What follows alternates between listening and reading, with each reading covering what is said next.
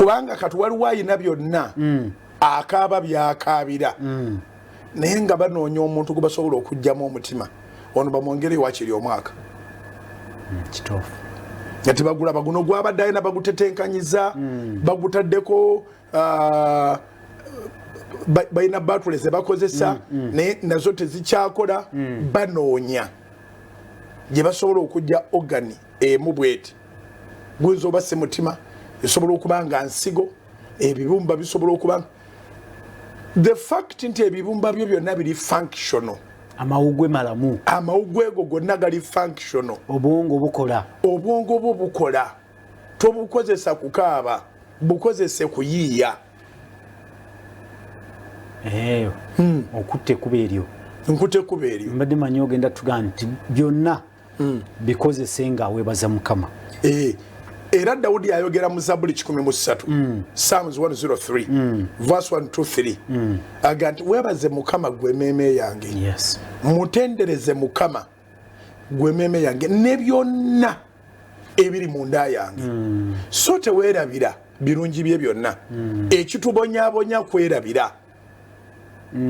twerabidde olwaleero waliwo yasuze enjala naye yeerabidde nti yakaliira emyaka gy'alina miru emu emutabudde ne Katonda akyayina obulamu naye ate but God has fed you all your years olina kwebaza Mukama tusomewo nkiwulidde Psalms 103 in fact bw'ogisoma bweyongerayo olabira ddala nga tulina ebbanja dene mu maaso ga Katonda asonyiwa ebikolwa byaffe n'ebitali bya butuukirivu ate bwe tuba tu complaininga ne tubanga abaga nti ewuwe ye wali ekizibu eyange ey'Oluganda ntuuseewo egamba bweti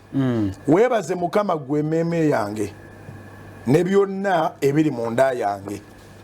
mwebaze erinnya lye ettukuvu weebaze Mukama gwe emmeeme yange so teweerabira birungi bye byonna verse 3 asonyiwa ebikolwa byo byonna ebitali bya butuukirivu awonya endwadde zo zonna olwokuna anunula obulamu bwo buleme okuzikirira akussaako engule ey'ekisa n'okusaasira okulungi olwokutaano akkusa akamwako ebirungi obuvubuka bwo ne budda bujja ng'empungu olw'omukaaga Mukama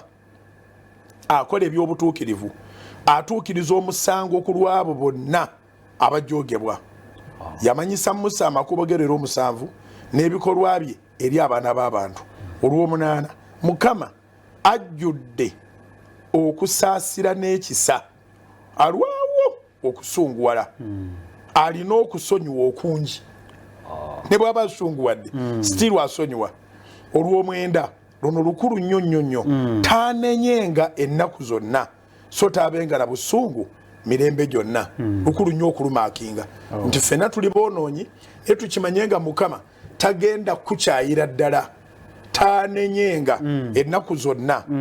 so taabenga na busungu emirembe gyonna uliro olw'ekkumi tatukoze ng'ebibi byaffe bwe biri so tatusasudde ng'ebikolwa byaffe ebitali bya butuukirivu bwe biri olw'ekkumi n'olumu kuba eggulu nga bwe liri waggulu okusinga ensi n'okusaasira kwe bwe kuli okungi bwe kutyo eri abo abamutya olw'ekkumi n'ebbiri ebuvanjuba n'ebugwanjuba biri wala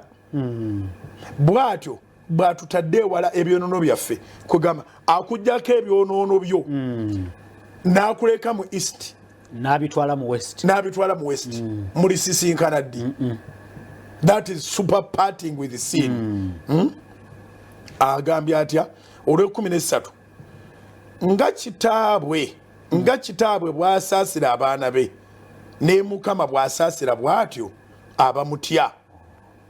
olw'ekkumi kubanga amanyi omubiri gwaffe ajjukira nga ffe tuli nfuufu omuntu ennaku ze ziringa omuddo ng'ekimuli eky'omu nsiko bw'ayera bw'atyo kubanga empewo zikikuntako ne kibanga kikaze n'ekifo kyakyo tekirimanyibwa nate naye okusaasira kwa Mukama lwero 17 kwava mu mirembe gyonna era kutuuka mu mirembe gyonna eri abamutya n'obutuukirivu bwe eri abaana b'abaana eri abo abakwata endagaano ye n'eri abo abajjukira ebiragiro bye okubikola. Mukama anyweza entebe ye mu ggulu n'obwakabaka bwe bufuga byonna. Mumwebaze Mukama mwe bamalayika be, mumwebaze Mukama mwe bamalayika be, mwe abazira ab'amaanyi abatuukiriza ekigambo kye. Okutuukiriza ekigambo kya Mukama buba buzira bwennyini. Nga muwulira eddoboozi ery'ekigambo kye. Mwebaze Mukama mwe mwenna eggye lye, abaweereza be abakola by'ayagala. Mwebaze Mukama mwe mwenna emirimu gye mu bifo byonna byafugiramu. Weebaze Mukama gwe emmeeme yange.